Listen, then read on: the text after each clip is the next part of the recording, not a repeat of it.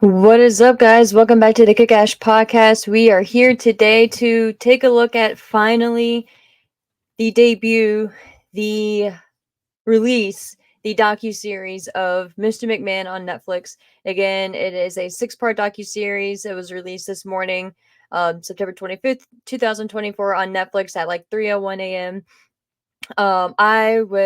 I would assume the majority of the world was sleeping, of course, depending on your time zone.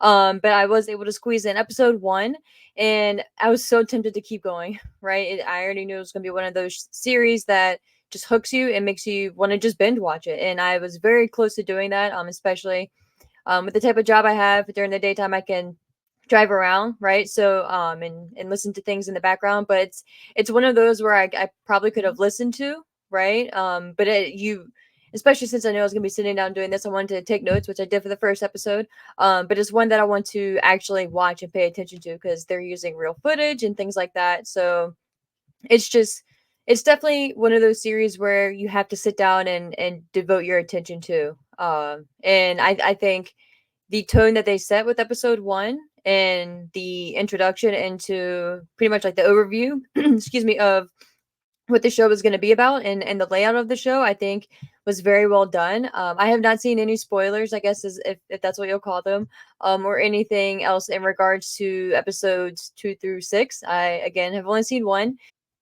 What I'm going to sit here and talk about today is obviously episode one. And we're going to break it down each episode one by one, take a look at. Actually, I didn't even realize when I was making notes at the time how long my notes ended up being until I pulled them up here again. I was like, damn, like that's more than I thought. Um, but yeah, just again, I to kind of get all the, I guess, quote business part out of the way. Again, thank you guys as always for checking out and following the show here. You can follow me personally on Twitter at kickasspodcast_. You can follow me at ASHMANNS. I guess I meant me personally as ASHMANNS, and the show is Kickash Podcast_, of course. But I also do a live weekly show over at Brass Ring Media on YouTube at 10 a.m. Eastern Time, again, live on YouTube. So definitely subscribe over there. If you're watching me here on YouTube, thank you. Feel free to subscribe if you have not done so already. You can like or comment on this, whatever you feel so inclined to do, or nothing at all. That's completely your decision there.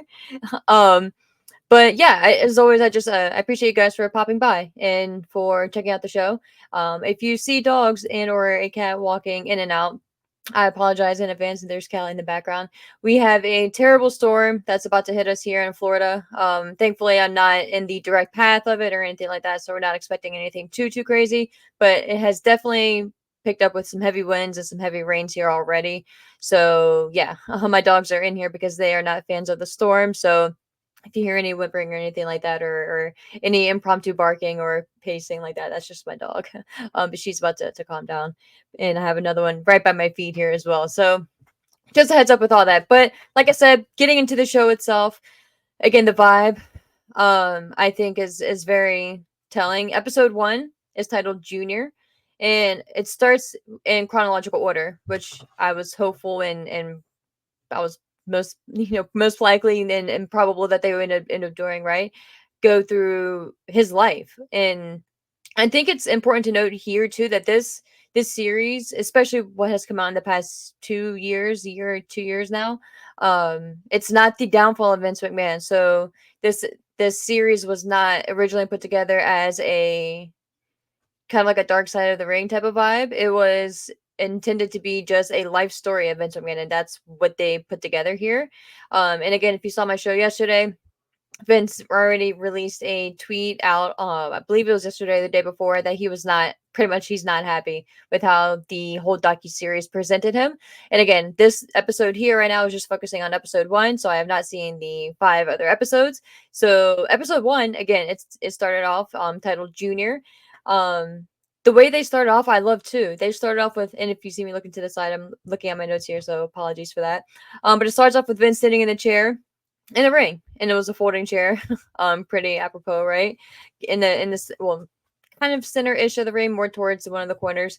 But then we also see shots of Linda McMahon, which is not surprising, but it's just like, and when I go through the next set of names here, as I kept showing name after name, I was like, oh my god, here we go. Like, kind of in a weird way, getting pumped. Like, it's shit's about to get real. Like they weren't lying when they said they got some of the biggest and names like closely related and tied to him. So it starts off with Linda. We have Bob Costas, which if you have been a fan for a while, the infamous interview that he had with Bob Costas back on HBO, I believe it was.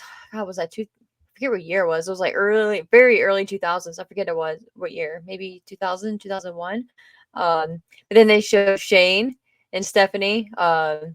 It's just so wild. It's just so wild, especially and again when they're at this point, we don't know if and after all the allegations in the lawsuit from Janelle Grant came out, because they said that they had an accumulation of 200 hours of interview between Vince and other parties closest to him. And I think at one point someone mentioned that they had 100 hours with just Vince himself. And again, none of that, especially with Vince, rather, was done after the allegations were released. And I don't know if they got anyone else afterwards or if all the interviews were done prior. But they do reference it. They do show like a brief excerpt and a paragraph just referencing the allegations and pretty much stating that this series was filmed prior to all the allegations and the lawsuit coming. So just trying to they set the stage and set the scene right from the jump. So of course, if you're watching as someone from the outside and you're like, wait, why aren't they talking about all this important thing, like information and like all this like heavy stuff? That's why. It's because it was filmed obviously way before, but just to they throw that out there and to kind of set the stage as well. But again, just to recap so far, we have Linda, Bob Costas, Shane, and Stephanie. They show Hulk Hogan, who at one point was brushing his hair, because it's a wig. Um, Undertaker, Bret Hart, Eric Bischoff, Trish Stratus, which that's going to be interesting when we get to that part. The Rock, Stone Cold Steve Austin, John Cena, and Cody Rhodes, which I just thought was such an assortment. And not obviously not all together. Each of these individuals were set separately, right? And again, they state that the filming was done in 2021 prior to the lawsuit, and then they just continue to show some some clips and some excerpts from the lawsuit and some headlines that it made. They start the show off with, this is Vince telling his story, and a producer that you obviously can't see from behind the camera asking him questions, and you can hear kind of in the background, and then Vince just telling his story, how he remembers it, and from his side, obviously. He starts up talking about his upbringing. This was one of the things I referenced to. I wasn't sure how detailed he was going to get, because there have been some, I don't want to say rumors, but some reports that he had been abused and gone through some things when he was a child, and he actually did reference that. He mentioned that he grew up in a trailer park with his mom and his stepdad, who was the one who abused him daily. He said he ended up meeting Vince Jr. or Vince Sr. rather. He met Vince Sr. when he was 12 years old, and he gave him a big hug. And he said that when he imagined seeing him, like he just like one of those things where you just run up, see him, and just give him a big old hug, and he expected that like just a warm embrace back. But he stated all he got back was a pat on the back, and that was kind of eye opening to him. He was like, okay, and just not what he was expecting. And he was kind of just bullshitting after that to make himself believe that his father loved him. They kind of fast forward a little bit. So that right there, obviously, too, sets the stage and shows that Vince Sr. and Jr. didn't have the closest relationship. And then he'll reference that later on towards the end of this episode. But Vince and Linda meet when they are 16 and 13, respectively.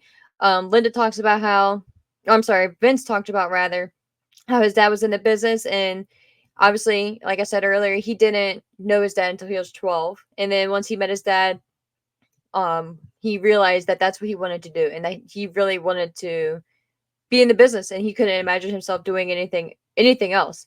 And Linda at one point as well had mentioned that too, that from the day that she had met Vince, and she met him when he was 16, that's all she ever remember him talking about and saying that he was going to do, was be involved in the wrestling industry.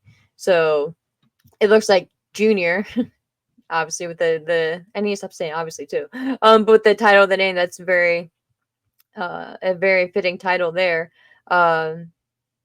His father was a role model for him and a mentor, so that's it's sad that he did have a closer relationship with his father. I'll give him that.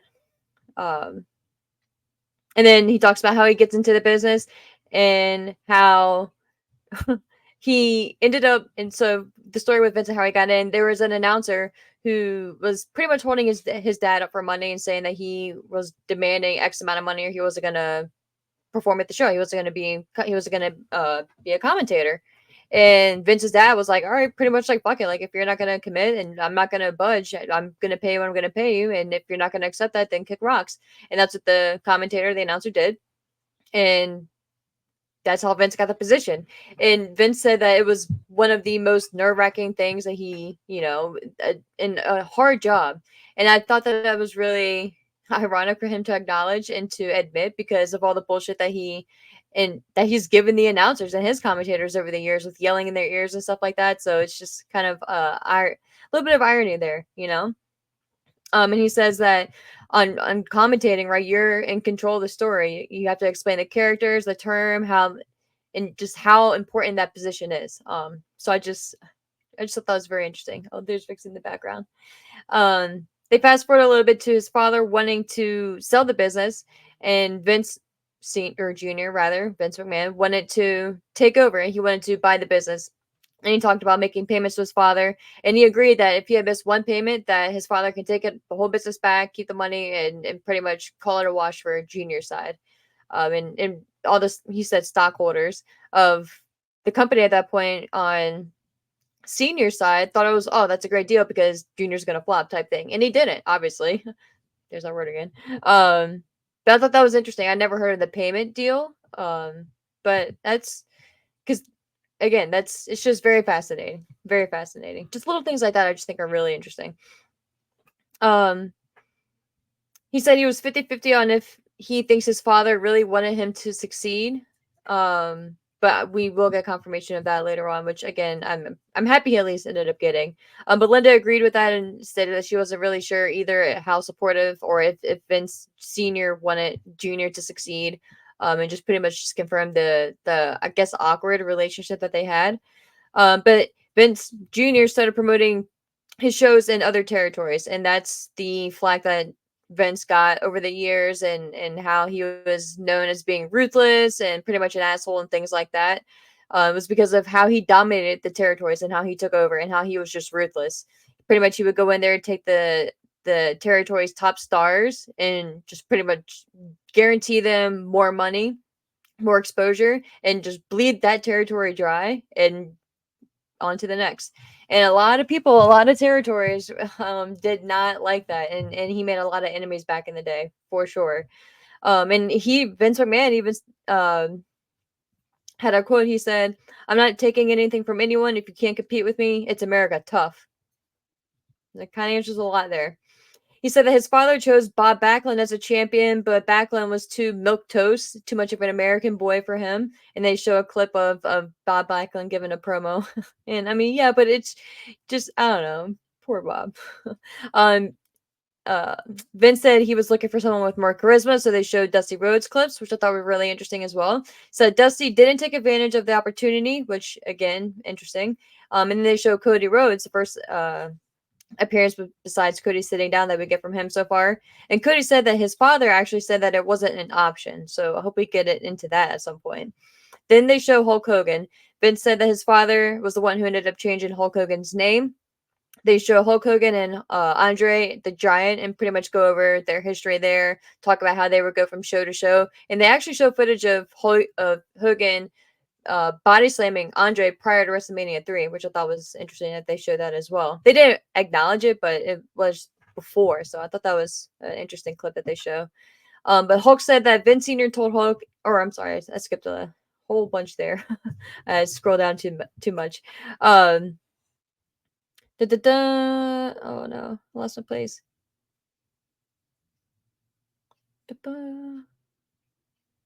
Okay, yeah, so I was right. Okay, that was a terrible transition in my notes. But the whole they're showing back to Hulk and Andre. Following up on that, Hulk Hogan after him fighting Andre, Hogan was going back on the territories and things like that, and he was wrestling he was wrestling two guys on one at that point, and someone from Stallone's camp thought that was really impressive, and that's how he got the gig for Rocky 3. And Vince Sr. told Hogan, he was like, "Hey, if you end up taking this gig, then I'm firing you," essentially. And Hogan was like, "All right, bet, I'm out." Long story short of it. And again, that's what Hogan said, and that's how it was presented. Again, I don't know the 100% truth on that, but it is what it is. And that's just crazy because, like, why wouldn't Senior want to keep that? Like, why would you take advantage of that? Like, why would you cut someone who's about to go be in when, like, again, like, obviously you wouldn't know the grand scale of the impact that movie would have long term, but like you had to have known it was gonna hit, you know? So that's just kind of interesting to me as well.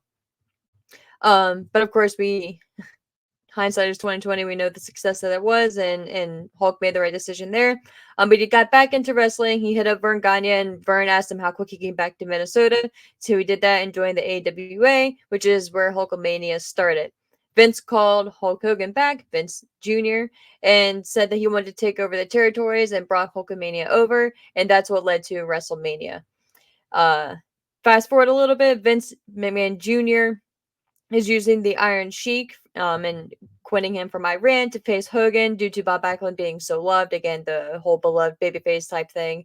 He said due to issues that were ongoing in America, that hostages that were being held, things like that, real life things that were showing or going on rather, and they showed clips from the news and again newspapers and stuff like that from real things that were happening. They played into it and they took advantage of it, and they said that they we're really just going to amplify it. And again, back then people had different values and you could get away with doing different things is how Vince pretty much coined it. Um, so yeah, it's just one of those things, you know. But then we get a our first appearance from Bruce Pritchard, I believe, at this point, and he explains as well the foreign portrayal of bad guys, and they show more clips on just every industry showing and portraying foreigners as bad guys. If you're not from the U.S., then you're a bad guy type of thing. Vince said he didn't think it was a big deal. He says his father said "fuck them all" in regards to territories because Vince was doing so well, and Vince Jr. said that that was one of the biggest moments of his life. His father acknowledging that he was doing so well, and until then he wasn't sure. And again, that was the biggest moment of his life up until that point, and then he discusses and they show a newspaper clip of Vince Sr. passing away. Um, Vince said the day before his father died, he told him that he loved him, which was Vince's biggest moment. And that was the first and only time that he had ever been told by his father that he loved him. He said it felt so good, and Vince got really emotional. He didn't cry, but he got choked up. He said he got an opportunity to really love and care for his dad, and that he at least got that moment. But then they directly like cut over to Tony Atlas, who had been making appearances off and on, saying that he doesn't think Junior liked Senior due to ideas driving Senior through the roof. So pretty much, what my note says. So pretty much due to Vince McMahon Jr. rather having so many different ideas that were just out of pocket and not traditional wrestling and really pushing the boundaries, whereas Vince Sr. didn't want to do that, didn't want to ruffle feathers type of thing, just kind of wanted to stick to the tradition. And Vince Jr. did not want to do that, to say the least. Um, Fast forward a little bit to Vince appearing on David Letterman. They showed clips of that as well, and they showed Cyndi Lauper, and they referenced, and Vince did actually, that Lauper was on a plane and met Captain Lou Albano one night, which is how the whole relationship ended up starting, which is again pretty interesting and fascinating. I knew that, but it's just fun to hear the confirmation of it. And that led to shows on MTV. That led to WWE, well, not WWE at the time, but to WWF getting aired on broadcast television, which is a huge deal at the time, and especially on MTV. MTV was new, but they were becoming the popular thing at that point, and they were looking for more content, so it was a nice integration for them. Vince said women's wrestling was declassy, which I whatever. And they were essentially limited, but he did employ Wendy Richter to represent Cyndi Lauper in the ring. That pushed the mainstream, and that pushed them mainstream, having Cyndi Lauper so involved. And they showed clips with her and Roddy Piper and things like that. So it just really shows how beneficial Lopper was to WWF at the time as a whole too, and she doesn't get the shine and the love that she deserves for really bridging that gap between the celebrity and the wrestling side of things that I think she should. Um, at that point, I thought there was this. I don't know if this is 100% true. I hadn't heard this version of it, and I'd heard other people that came up with the name, but Linda said that, and Linda at one point was telling Vince that he needed to take a vacation, he needed to slow down and take care of himself. Vince said that he went away for one day, and he came back with the whole WrestleMania idea, the name, everything, and that how every major sports entity has a Super Bowl, right? A big event, something that you lead to yearly, right? Like obviously the Super Bowl, World Series, NBA championship, things like that. And he said that wrestling needed that. And well, not wrestling because he hates wrestling, it's sports entertainment, but he needed that. And that's how he created and came up with WrestleMania. And again, the legend still stands, and they confirmed that they ended up betting the house on WrestleMania 1 and that they mortgaged everything that they had to fund WrestleMania. And if it wasn't a success, then it would have been a colossal failure for the family and the company as a whole. They wouldn't have been able to survive after that. We know the results. So we don't need to get into that. Um, but wrapping up here, the last segment of it, they fast forward a little bit to reporter John Stossel, who was at WrestleMania. I think it was at WrestleMania. He was at an event and he was there, but he essentially was one of those reporters who was there to make fun of wrestling and to expose the business. And he was like, "Oh, don't you know it's fake?" Like one of those type of guys. And he was going around asking, and he asked Hulk specifically if they use razor blades to bleed. So Hulk went and told Vince. Vince got pissed off and says the reporter is asking, and kind of like in the back and in front of a lot of the guys and the wrestlers in the back was pretty much like shit talking this reporter and telling them and kind of like, like working the guys up and getting them amped and saying that, oh, this reporter is pretty much shit talking you guys, right? And asking if it's fake and wishes something, and Vince said that he wishes somebody would do something about it. Vince didn't acknowledge saying that. I think someone else did. Atlas did. Tony Atlas said that Vince had said that he wishes someone would do something about it. And then fast forward to David Schultz, right? David Schultz was in the shot next, and he was being interviewed by the reporter. The reporter said something to him, and next thing you know, David Schultz slaps Stossel, and Stossel goes down. Everyone celebrated. Apparently, David got drinks brought out for him and stuff like that, but they ended up settling it because Stossel said that he reportedly had ear damage and it may be permanent, which is whatever. Of course, the lawsuit came after that, and they ended up settling that. But the next controversial thing that they hit on for episode 1 at least, which is kind of minor when we get to the grand scheme of everything, was Hulk Hogan and Richard Belzer. Their infamous situation on that show. um it was and it's just so crazy because I love Law and Order, so it's just so crazy to think back on it. But Belzer was saying essentially it is a tough or it's tough when people are undermining the business. Hogan and just again shit talking the business, right? And just pretty much just like mocking the business. And Hogan put him in front and saying like, okay, is it real type thing, and kind of like pretty much instigating Hulk. And one of the things was like, okay, like if it's real, put me in a move, type thing. And so Hulk put him in a chin lock. And I didn't realize this. I guess I hadn't seen the full clip, which it's just mind boggling to me. But after Hogan put Belzer in a chin lock, he falls backward. Belzer does, hits the back of his head, which I knew he did, but blood pours out of his head and it's all over, like it's on the back, like just like pooling on the floor. And when Belzer stands up, it's trickling down the back of his head. It gets onto his jacket. Belzer, the professional that he was, and props to him, he collects himself and says, "We'll be right back." Pretty much cut to a commercial break, and then they end up doing whatever they do after that. But again, that was settled as well for who knows how much. But yeah, like I didn't remember it being that serious in regards to the blood, so that was kind of crazy to me. But yeah, like, and Belter is no longer with us. He passed away. I don't even know how long. Pretty certain he passed away. I hope I'm not killing him off, but I'm pretty certain he passed away. Um, but yeah, it's just sad, and it's just crazy to think that I don't know, like there's a way you go about things, right? And a way you can I guess my thing too is like I'm just gonna try to justify it, but it's like if you don't fuck with something, then why are you even entertain it, right? And I get, oh, it's a hot thing, so you want to jump on the bandwagon type of thing and get your name out there and interview what's hot.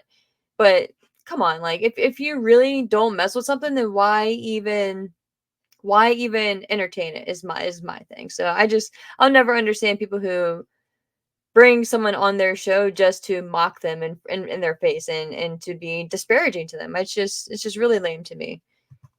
But that leads to the end of episode 1.